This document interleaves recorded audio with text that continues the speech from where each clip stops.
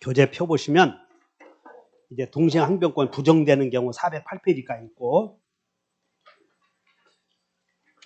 여러분들 교재 411페이지 펴보시면 411페이지 펴보시면 위험부담 나와요.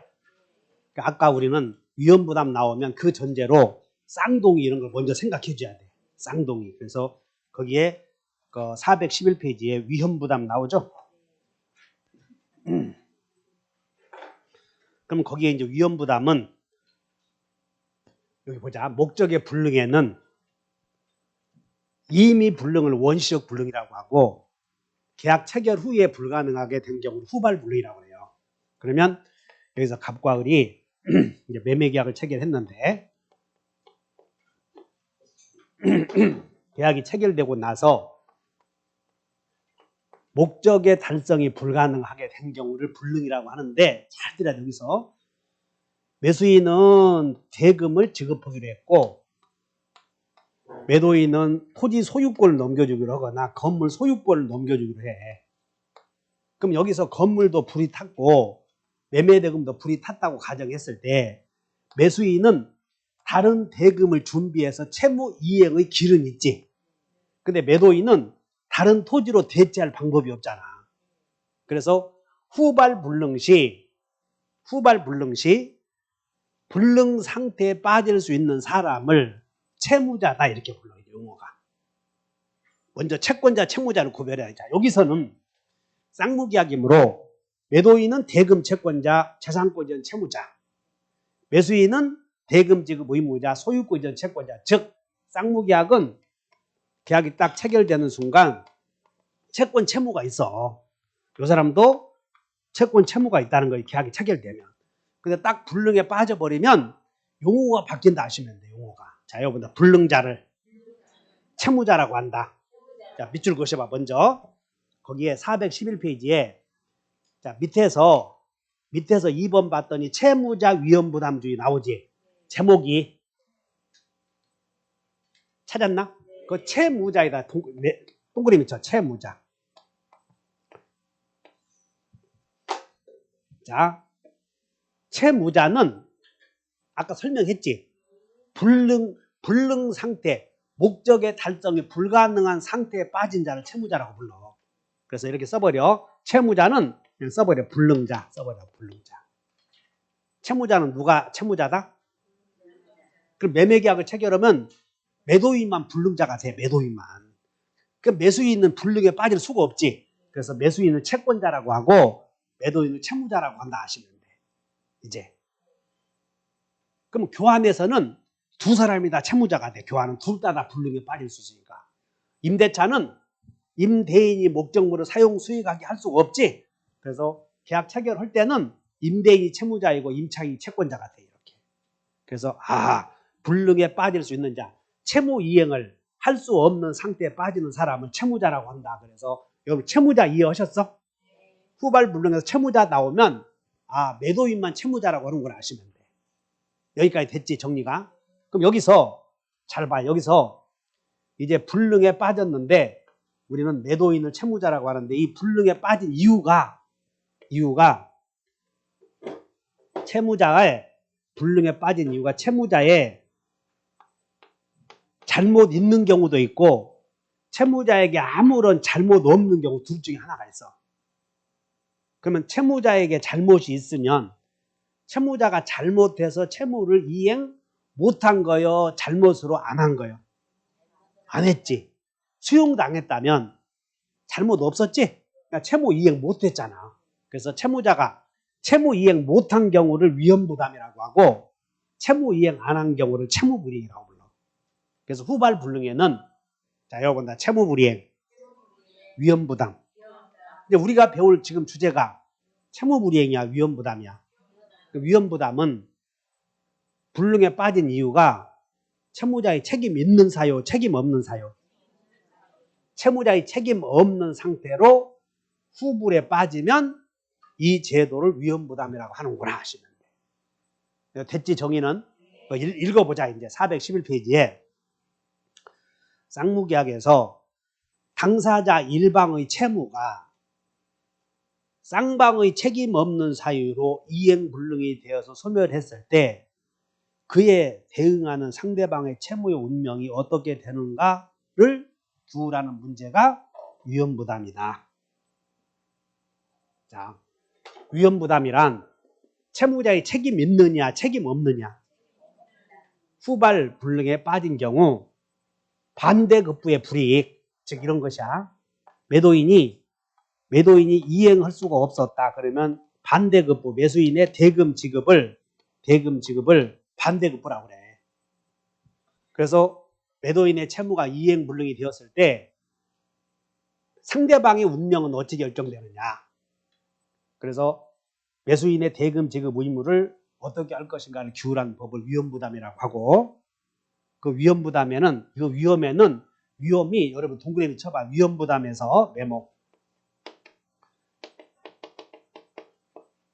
위험에다 동그라미 쳐놓고 위험을 불이익이라고 그래요. 불이익. 위험을 불이익이라고 하는데 하나는 두 개 있어. 대가 불이익과 그 다음에 목적물을 받지 못하는 불이익을 급부 불이익이다. 이렇게 두 개 있어. 위험에는. 근데 우리가 흔히 위험이라고 했을 때는 대가 불이익을 가리킨다. 이렇게 아시면 돼. 흔히 위험이라고 하는 것은, 자, 목적물이 멸실됨으로써 상대방으로부터 대가를 받느냐 받지 못하느냐의 불이익을 흔히 위험부담이라고 한다 하시면 돼. 결론. 불이익에는 어쨌든 간에 여기 잘 봐야 돼. 불능이라고 하는 것은 매도인에게만 생긴다고 그래서, 여러분 만약에 세탁소에다가 세탁물을 맡겼다면 그걸 도급계약이라고 그래. 그래서 세탁물을 수선해 줘야 되는데 수선해 줄 수 없는 상태에 빠질 수 있는 사람은 수급인 세탁소 주인 아니야. 그러니까 그 사람이 세탁물을 불태웠다 그 말이야. 세탁소 주인이 세탁물을 불태웠을 때 그 세탁 수선 대금이 불이익이야. 그 불이익을, 수선 대금을 받느냐 받지 못하느냐, 그 문제라고. 이해가셨어? 그러면 채무자 위험부담 주의는 채무자가 반대급부를 받지 못한다 그런 뜻이야. 채권자 위험부담주의는 세탁물이 탔더라도 우리는 돈을 줘야 된다 그런 뜻이라고. 괜히 또 예를 바꾸니까 시끄럽지? 매매계약에서 어쨌든 건물이 멸실되었어. 건물이. 근데 즉 지진, 요즘에 지진이야. 이 건물이 지진으로 멸실되었을 때 채무자 위험부담주의는 채무자가 돈을 받지 못하는 불이익이야. 채권자 위험부담은 지진이 멸실되었다는 건 전제가 똑같아. 지진이 멸실되었을 때 그 불이익을 채권자가 떠안아야 한다면 채권자는 돈을 줘야 된다 그런 뜻이야 지금. 자, 이건 상수야. 건물이 지진으로 멸실되었다. 그러면 지진으로 멸실되었다면 채무자의 채무는, 매도인의 채무자의 채무는 지진으로 멸실되었으므로 귀책사항이 없지. 여기로 일단 채무자의 채무는 소멸했어 시방. 매도인의 채무는 소멸했다니까. 그러면 매수인의 채무가 존재하느냐 마느냐 그 뜻이야 지금. 그러면 양채무, 매도인의 채무가 소멸했다면 그와 대가 관계에 있는 의뢰 채무도 원칙이 소멸해야지. 그러므로 매도인은 건물이 멸실됨으로써 돈을 받지 못하게 되는 불이익을 떠안지. 그래서 이걸 채무자 위험부담주의라고 그래. 채권자 위험부담은 어쨌든 건물은 멸실되었다니까. 건물이 멸실되었을 때 매수인은 건물을 받지 못하고 돈을 주어야 하는 경우가 생긴다면 불이익을 채권자가 떠안지. 이걸 채권자 위험부담주의라고 한다 이거야. 자, 건물이 지진으로 멸실된 건 같아. 원칙. 매도인은 매수인에게 돈을 받지 못한다. 이게 원칙. 예외 받을 수도 있다. 됐나? 그러면 매도인은 채무를 이행하지 못하면서도 돈을 받을 수 있다고 한다면, 지금 지진으로 멸실되었어. 근데 매수인에게 돈을 받을 수 있는 경우도 있대. 그러면 그만한 사연이 궁금하지? 그걸 지금부터 배우는 거예요. 그만한 사연을. 어쨌든 위험부담은 원시불능에서, 자, 위험부담은 쌍무에서 생겨, 편무에서 생겨. 원래 다시 쌍둥이, 원시불능, 후발불능.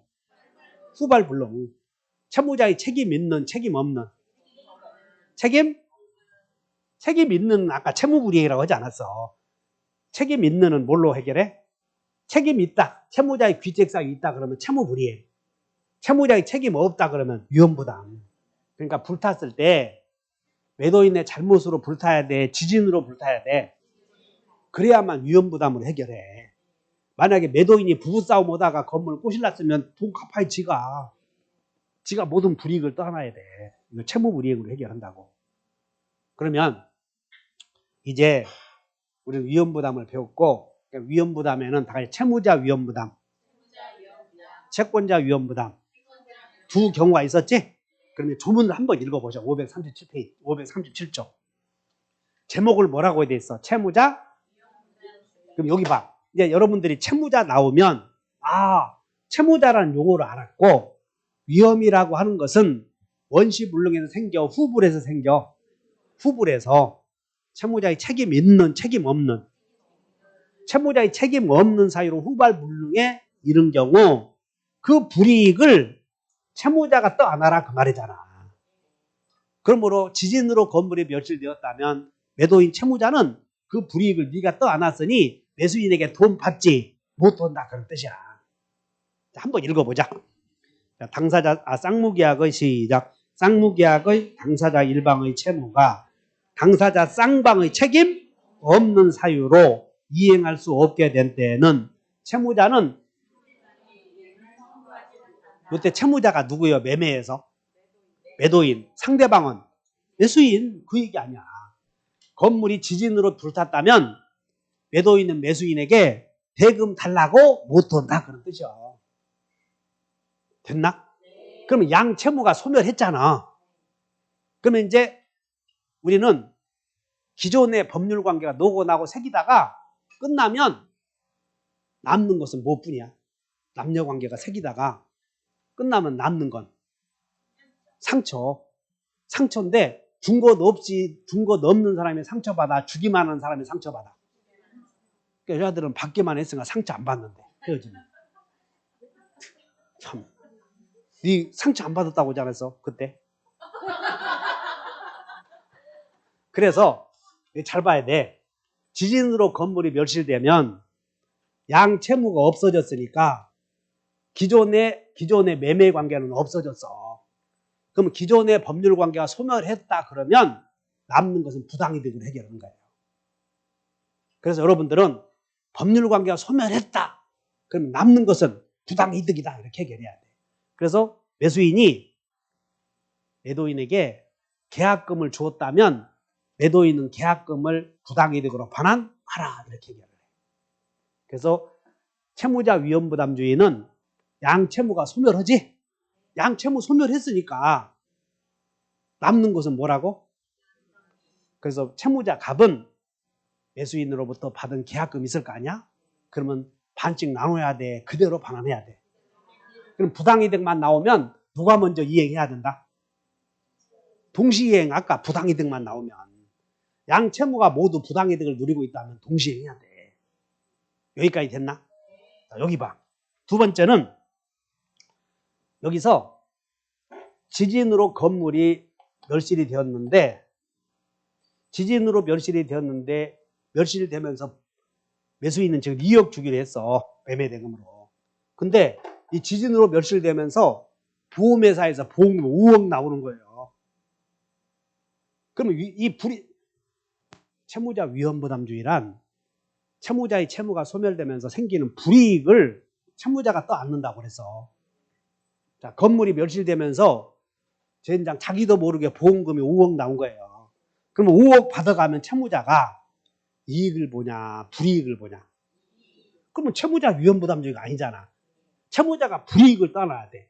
그러므로 채권자는 2억 주면서 그거 5억 내가 받아가겠다 할 수 있는데 이것을 무엇이라고 하느냐면 따라서 대상청구권. 이행불능 시 변형된 가치에 대하여 권리 행사할 수 있는 성질을 대상 청구권.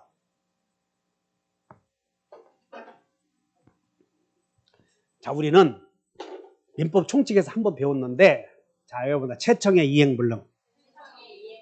물청은 이행불능 없다. 경매에서 좀 생각해봐. 저당권자가 경매가 불가능하면 울어야 돼. 꿩 대신 닭이라도 잡아야 돼. 꿩 대신 닭이라도 잡는 게 물상대위권이라니까. 물상대위권. 자, 물청은 이행불능 없었지. 그럼 이행불능은 채청만 있어. 근데 채청도 계약상의 청구권의 이행불능은 채무불이행이나 위험부담인데 공통점이 이행불능 나오면 공통점이 다 같이 대상청구권. 대상청구권.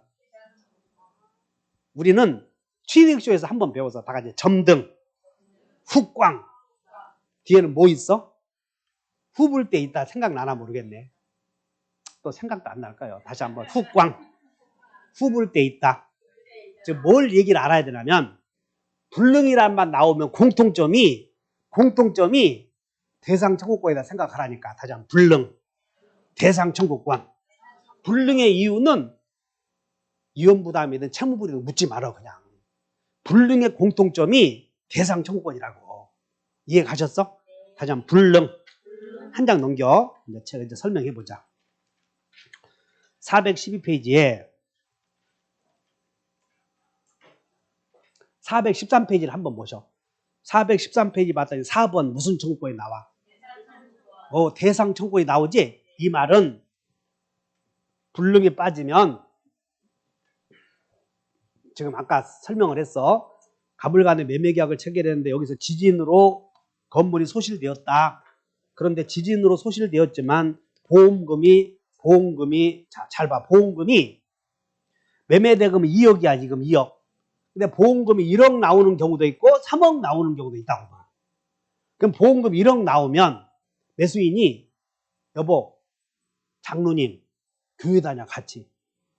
내가 2억 줄 테니 보험금 내가 1억 받아가겠다. 그럴 수는 없어. 내 의리 그런지도 않겠지. 근데 3억 나오면 장로님 손대지 마. 그 보험금 내가 받아갈 테니 2억 가져가.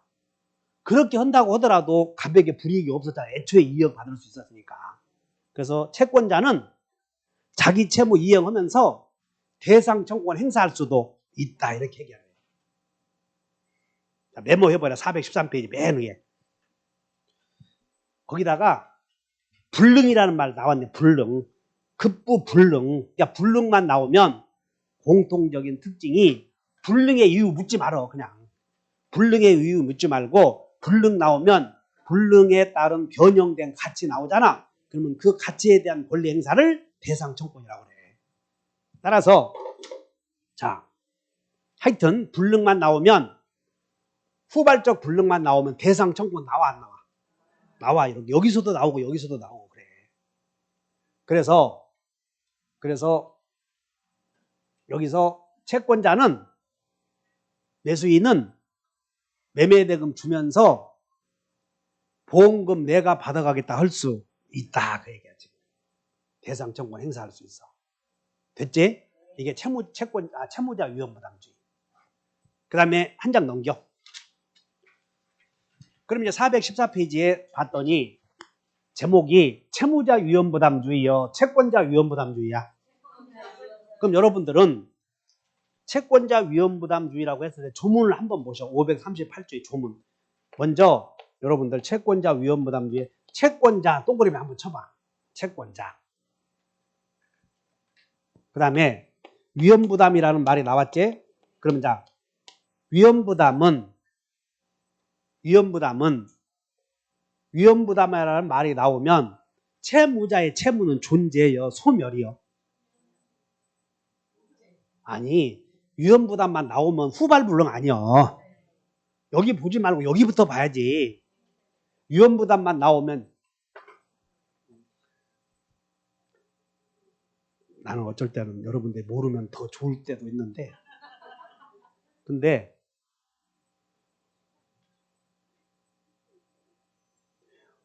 위험부담이라는 말이 나오면 채무자의 책임 없는 사유라니까. 그러니까 여기서 위험부담이라는 말이 나오면 채무자의 책임 없는 사유로 후발불능에 빠졌으니 일단 채무자의 채무는 없어졌어. 그러니까 채권자 위험부담 말이 나오지. 그러면 채무자의 채무는 존재해? 없어졌어? 없어졌어. 불이익을 채권자가 떠안지? 그럼 채권자의 채무는 없어졌어? 존재해? 채권자가 불이익을 떠안는다 그 말이야. 이 말은 채무자의 채무는 없어졌지만 그에 따른 대가 불이익을 채권자가 떠안는다 그런 뜻이라고.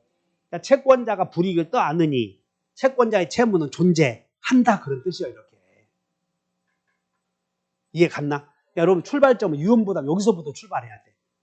자, 위험부담만 나오면 이렇게 밑줄 위험부담만 나오면 채무자의 채무는 존재하는 거예요. 일단 소멸한 거예요. 소멸했어 지금. 채권자 위험부담이라고 써 있어도 채무자의 채무는 소멸했다 그런 얘기예요. 자, 채권자 위험부담도 여기 위험부담이니까 일단 위험부담이라는 말이 나오면 채무자의 채무는 존재, 소멸. 소멸이야 채무자의 채무는. 이해 갔어? 그래서 자, 여기 자, 건물이 여기서 지진으로 멸실이 되었는데 채권자가 불이익을 떠안는다면 채권자는 채무를 이행해야 된다는 뜻이야. 여기까지. 근데 지진으로 멸실되었는데 채권자가 그 불이익을 떠안는 경우는 잘 봐. 매도인이 먼저 등기에 필요한 서류를 제공했는데 매수인이 수령을 지체하는 동안에 지진으로 멸실되었대. 수령을 지체하는 동안에. 그러면 제때 등기해갔다면 등기해가고 나서 지진 난 거지?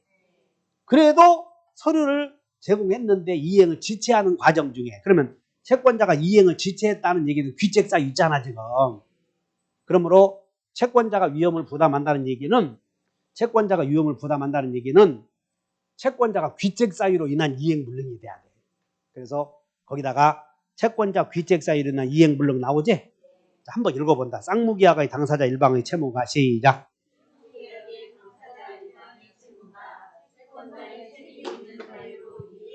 여기 봐라. 봐.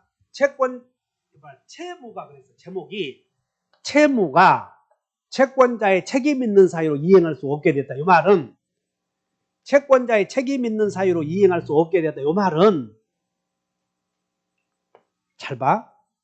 지금 매매계약인데 의뢰 귀책 사유로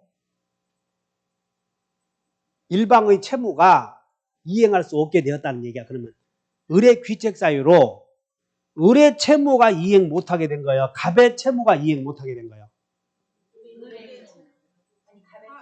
내가 또 쳐다보니까 또 바꿔?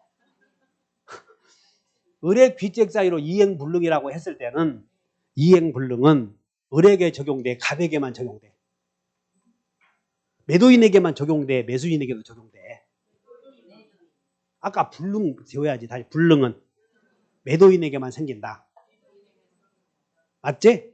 매수인의 대금 지급은 불능이라는 말 못 쓴다고 하지 않았어. 은지 이해했어? 그럼 은지 이해했으면 다른 사람은 내년에 또 오라고 하자.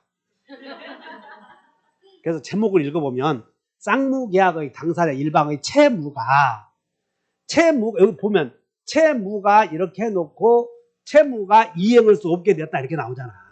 그러면 채무가 이행할 수 없게 되었다는 얘기는 매도인의 채무예요. 매도인의 채무. 근데 매도인의 채무가 누구의 귀책 사유로?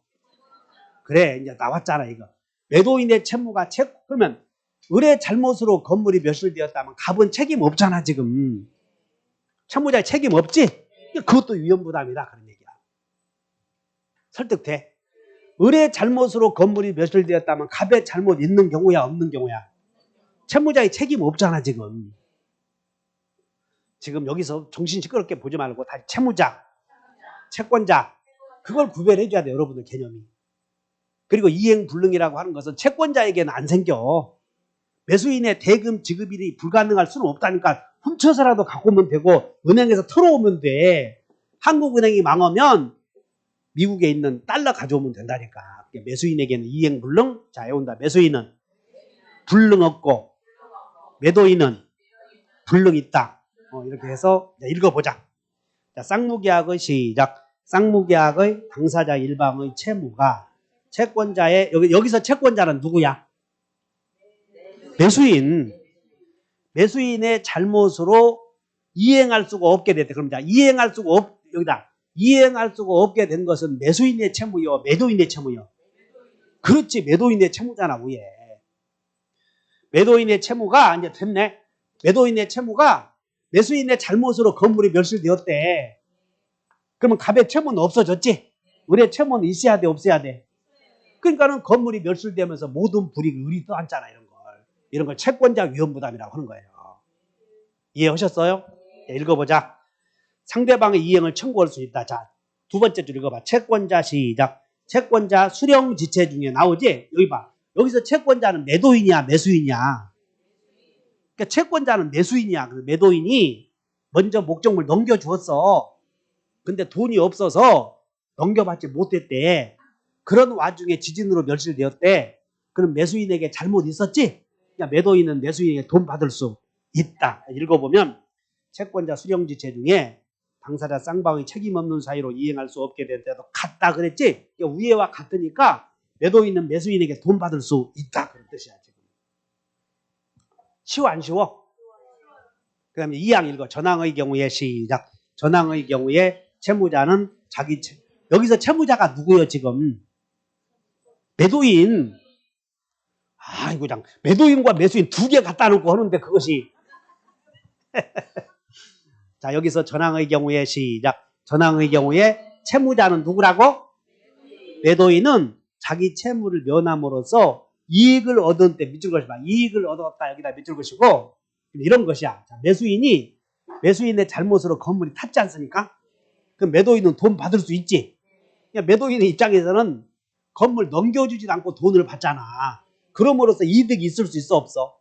그것이 메모해놓고 양도소득세 면함 이렇게 써봐. 양도소득세 면함 이렇게. 그것이 양도소득세 면함. 자, 그것이 무슨 소득세 면함? 세법 선생 제일 잘해. 우리 세법 선생 아들이 판사야 판사. 서울중앙지법 판사. 그러니까 세법 선생 아들이 판사인데 자세가 참 그러잖아. 항상 얌전하고. 머리도 꼭 염색해와. 미안해 죽겠어. 머리 염색하면 이상해 주거든. 근데 프로의식 있잖아 이거. 맨날 콩나물 사주기도 미안하고 내가. 그러니까 아들이 서울대 법대에 나서 판사했다는 얘기는 엄청 공부 열심히 했다는 거 아니야. 아버지가 성실했다는 거예요. 그 세법생 나이도 이제 61살인데 여기 와서 9시 반부터 한다는 얘기가 미안해 죽겠어. 그럼 남들도 9시 반에 오는데 나는 뭐 하는가 이런 생각이 드니까 나는 더 열심히 해야 되겠구나 생각이 들지. 그래서 내가 목소리는 크게 하잖아. 내가 정통 민법 하는 사람이가 그렇게 알아. 정통 민법 비웃어? 그래서 이제 정리해보자. 위험부담에는 불이익이지 그 불이익을 채무자가 떠안는 경우도 있고 채권자가 떠안는 경우도 있는데 어느 경우든 위험부담이라는 말이 나오면 채무자의 채무는 없어졌어.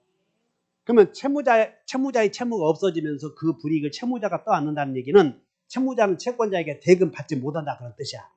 채권자 위험부담은 채무자의 채무는 없어졌지만 채권자에게 돈 받을 수 있다 그런 뜻이야. 그러면 채무자의 채무는 없어지면서 채권자에게 돈을 받다 보니까 채무자는 채무를 면함으로써 이익이 있겠지? 그 이익은 알 수 없어 뭔지.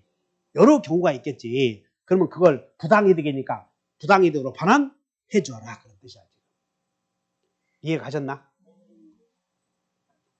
그래서 채권자 위험부담은 결론이 채권자 위험부담은 채권자의 채무를 존재하는 거예요. 어디 이제 정리. 채무자 위험부담은 양채무 존재에 같이 소멸했어. 같이 소멸했어. 원칙이. 같이 소멸. 그러니까 채권자가 가만히 보니까 보험금 받는 게 유리하잖아. 그러면 채권자는 선택할 수 있다니까. 채권자는 자기 채무 이행하면서 대상 청구권 행사할 수 있어. 자, 채권자 위험부담은 같이 소멸해서 하나 채무는 남아있어. 채권자가 불이익을 떠안으니까 채권자의 채무는 남아있어 이렇게. 동의해? 그렇게 이해하시고, 어디? 저 7페이지 한번 봐. 7페이지. 스피드 체크. 스피드 체크의 4번 왼쪽에 봤더니 일단 4번 왼쪽 제목 봤더니 후발불능만 나오잖아. 그럼 후발불능은 이유 묻지 말고 공통점이 대상 청구권이야. 대상 청구권. 자, 1번. 채무자의 책임 있는 후불이 위험해. 책임 없는 후불이 위험해. 위험부담은 책임 없는 후불 시에 생긴다니까, 채무자. 채무자의 책임 없는 후불 시에. 자, 외운다. 책임 있는 자는 채무 있다. 그러니까 채권자의 책임 있으니까 채권자는 채무 있는 거예요. 그 다음에 책임 없으면 채무 없다. 2번. 채무자가 채무 이행을 못한 경우요, 안 한 경우요. 안 한 경우에는 채무불이행이야. 3번. 채무자가 채무 이행을 안 했어, 못했어. 못했으면 위험부담. 이해 가셨어? 5번. 5번에 1번. 선불이 위험해, 후불이 위험해. 돈을 먼저 돈 받으면 괜찮잖아. 과외할 때도 먼저 돈 받고 안 나가는 게 더 좋아. 과외하는 사람. 나중에 과외 끝나고 돈 받으려고 했더니 점수 안 나왔다고 해서 돈 안 줄 수도 있으니까. 자, 4번, 1번. 4번, 1번. 후불이 5번에 1번. 후불이 위험하다지? 그리고 후불에서는 무효 있어, 무효는 없어. 후불에서는 무효 사유는 없다는 얘기야. 후발불능에서는. 그 다음에 2번. 채무자 위험부담 시 양채무는 소멸하고 남는 것은 부당이득이다. 이때 채권자는 자기 채무 이행하면서 대상 청구권 행사할 수 있지. 그리고 이때 해제는 이렇게 안 생겨. 이미 소멸했으니까 계약이.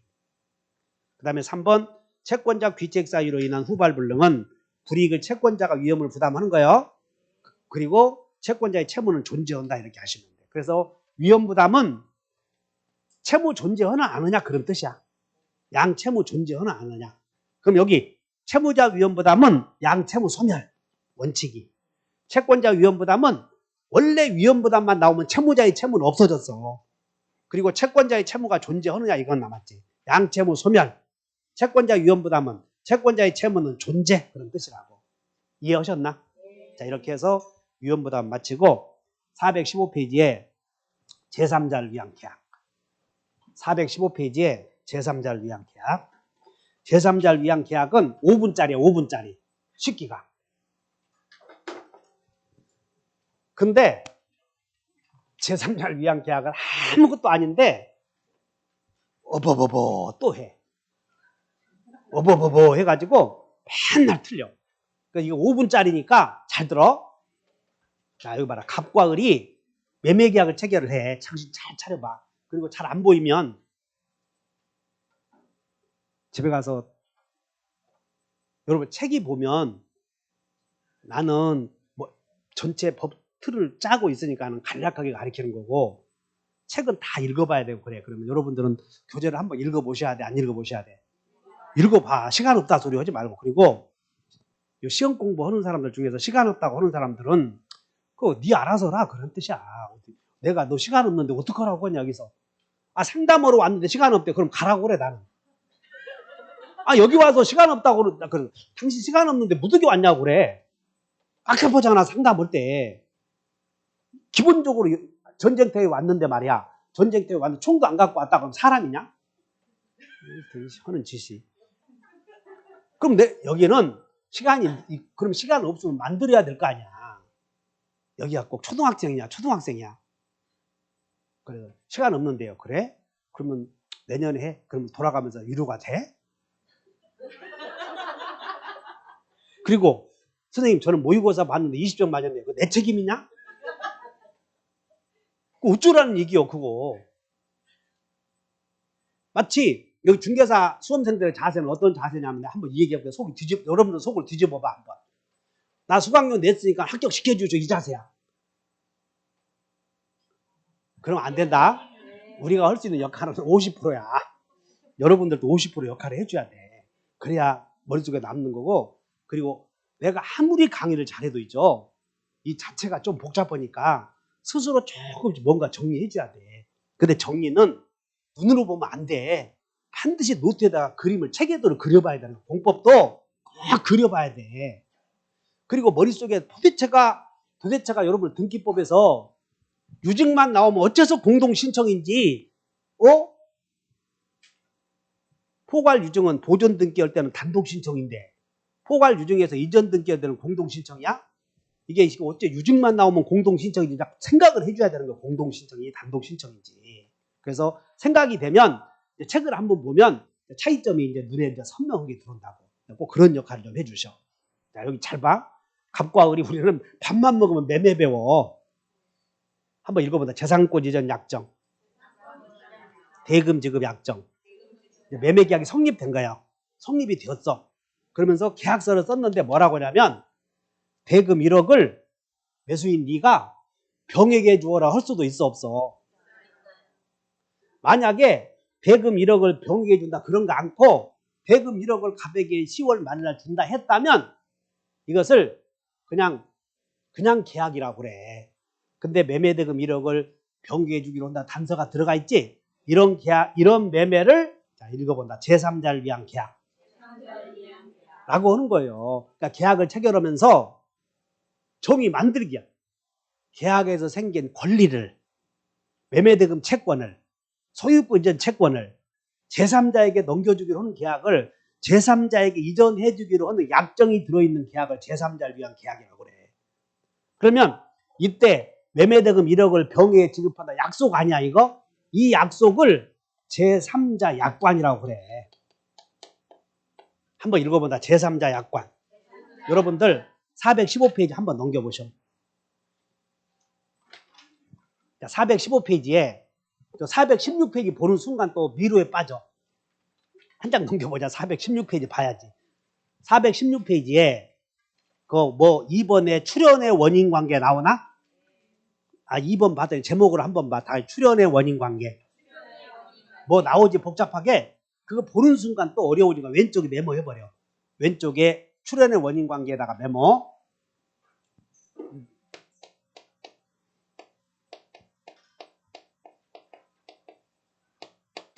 제3자를 위한 계약 해놓고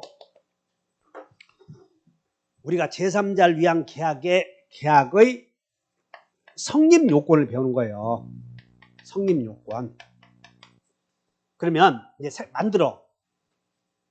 이 매매 계약을 체결해서 매매대금 1억을 병의에 지급한다. 또는 임대차 계약을 하면서 월세는 매달 네가 병의에 주라 할 수 있겠지. 그러면 이 매매를 제3자를 위한 계약이라고 그랬어. 그러면 제3자를 위한 계약이 성립되려거든 일단 갑과 을 사이에 매매 계약 체결해야지. 그리고 두 번째는 계약서 속에다가 매매대금을 병의에 준다고 약속해야지. 그게 제3자를 위한 계약의 성립 요건이야 이게. 그래서 1번 기본계약 체결 써야 돼. 기본계약. 이게 기본계약이라고 그래. 이거 기본계약. 이걸 뭐라고 그래? 기본계약. 이렇게 기본계약.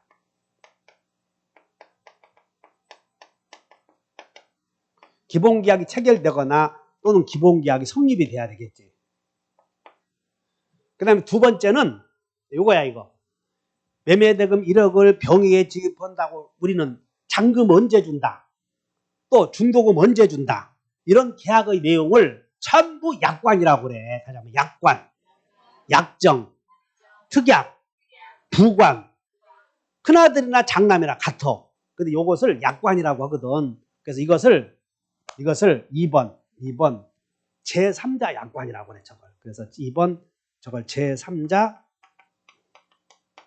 약관의 존재. 그러면 이게 제3자를 위한 계약이 된 거예요. 이제.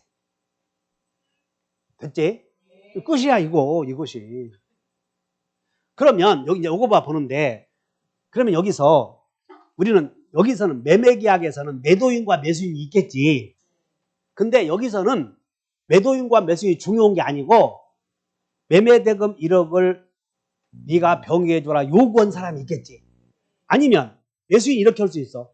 내가 너에게 돈을 줄 테니 토지는 나한테 해주지 말고 병의 이름으로 등기해 줘라 할 수도 있겠지.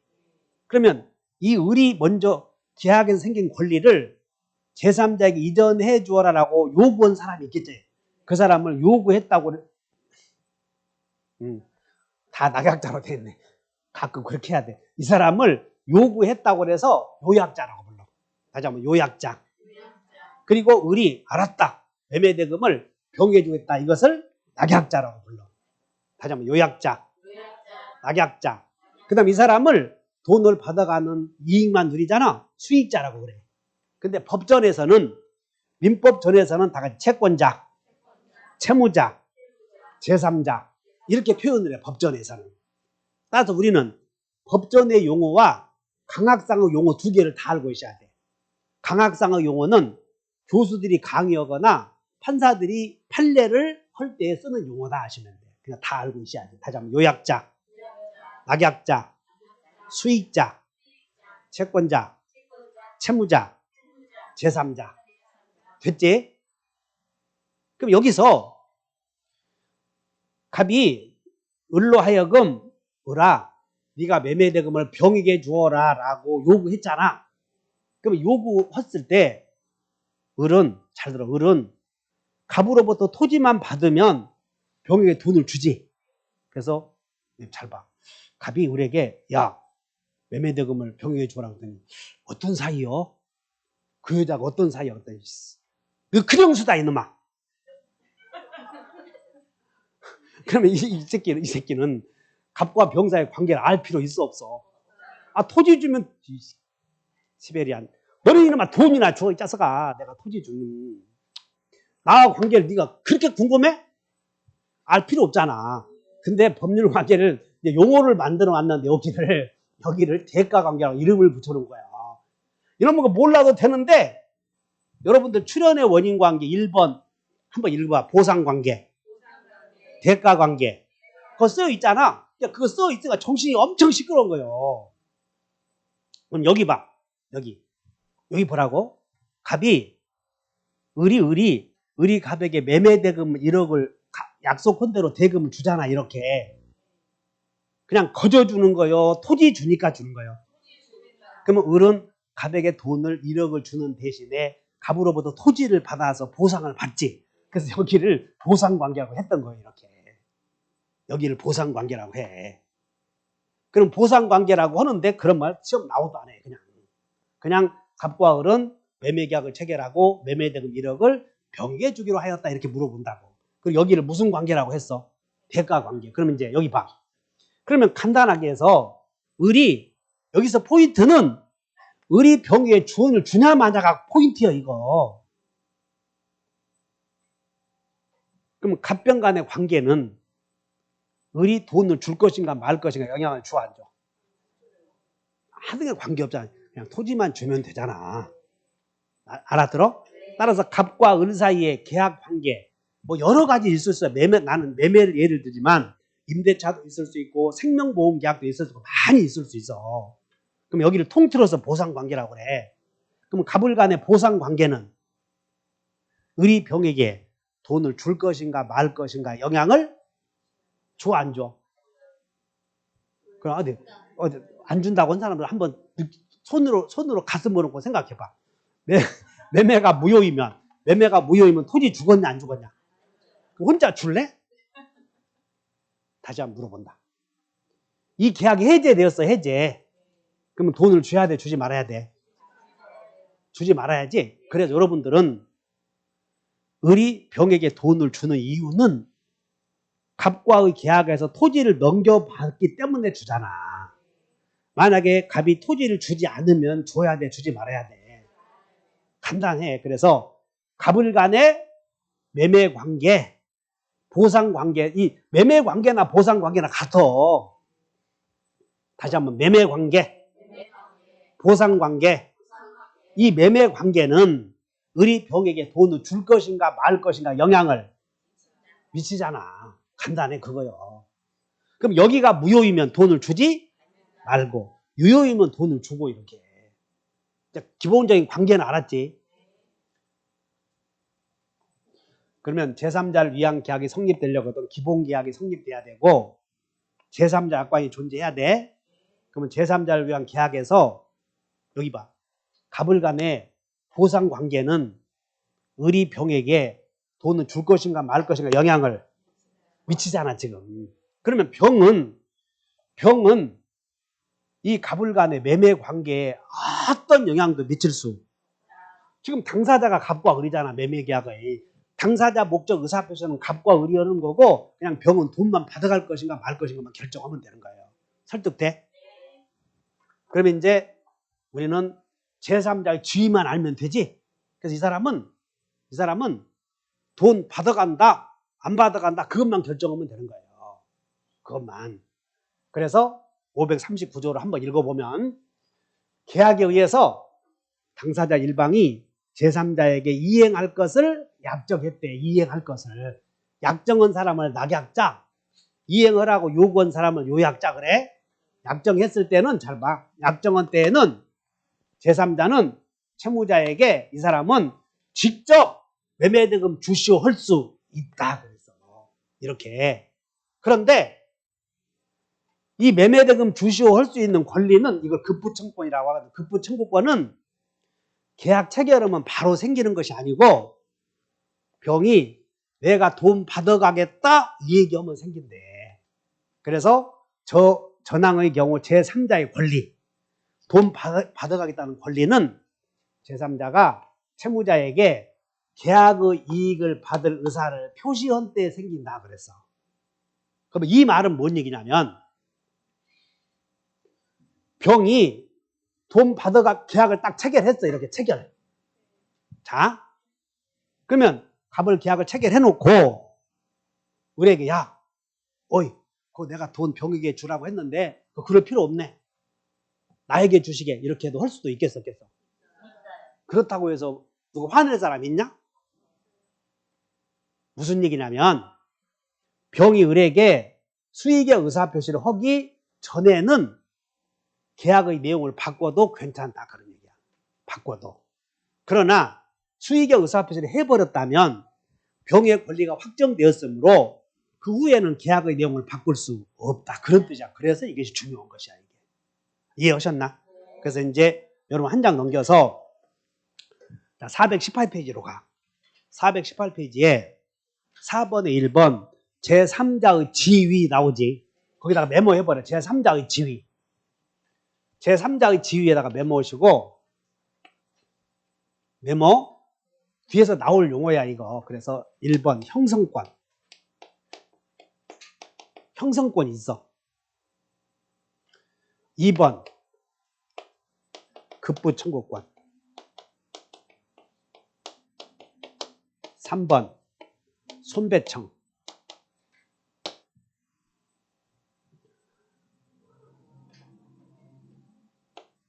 있고 그리고 의무 없다 이렇게 메모해버려. 의무는 없다 이렇게.